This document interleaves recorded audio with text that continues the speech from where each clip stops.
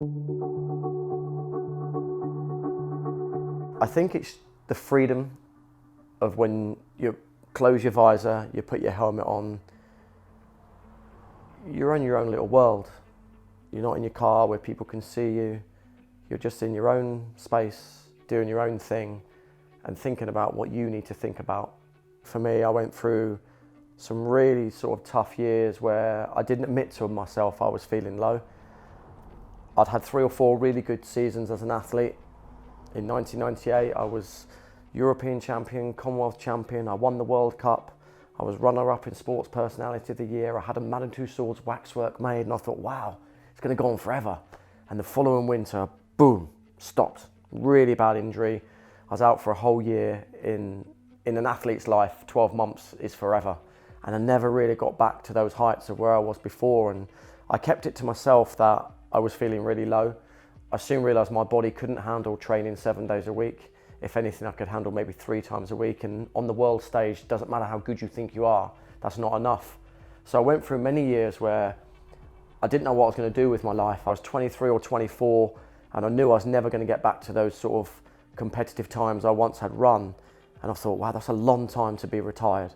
I wasn't a footballer earning 300 grand a week. I knew I needed to do something with my life, but I didn't know what to do.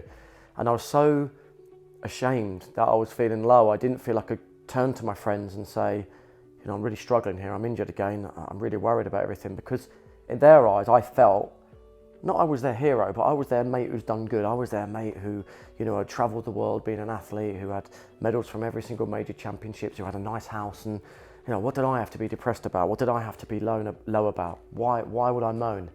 But, I did feel low. But biking has always been that place I can go to.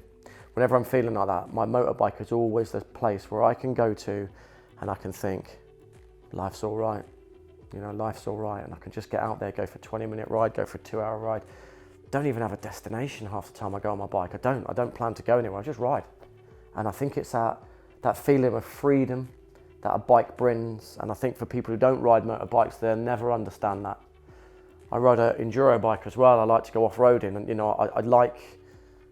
I like all forms of motorbiking, anything with petrol, anything that gives me a bit of a buzz. And also, it's quite hard to replace that element of buzz in my life. When you're a competing athlete in front of 100,000 people, that's an amazing feeling. And when that's gone, it's really difficult to replace that buzz. But motorbiking gives me that buzz. It gives me that sense of belongingness as well. It's almost like a brotherhood, a sisterhood.